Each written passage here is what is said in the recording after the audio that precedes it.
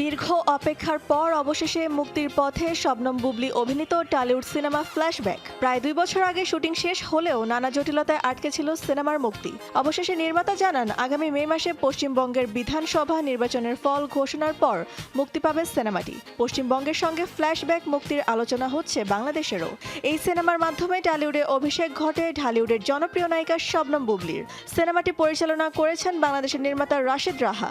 প্রযোজনা প্রতিষ্ঠানের সঙ্গে আলোচনা শেষে খুব শিগগিরই ঘোষণা করা হবে আনুষ্ঠানিক মুক্তির তারিখ। এরপর বাংলাদেশেও শুরু হবে মুক্তির প্রক্রিয়া। থ্রিলার ধর্মী এই সিনেমায় বুবলির সঙ্গে অভিনয় করেছেন পশ্চিমবঙ্গের জনপ্রিয় নির্মাতা অভিনেতা কৌশিক গাঙ্গুলি ও অভিনেতা সৌরভ দাস।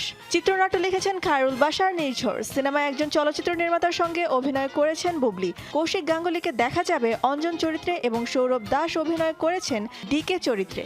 ভিন্ন জীবনধারার 3 মানুষের গল্প একসময় গিয়ে মিশে যায় পাহাড়ি এক জনপদে। সেখান থেকে গল্প নেয় নতুন মোড়।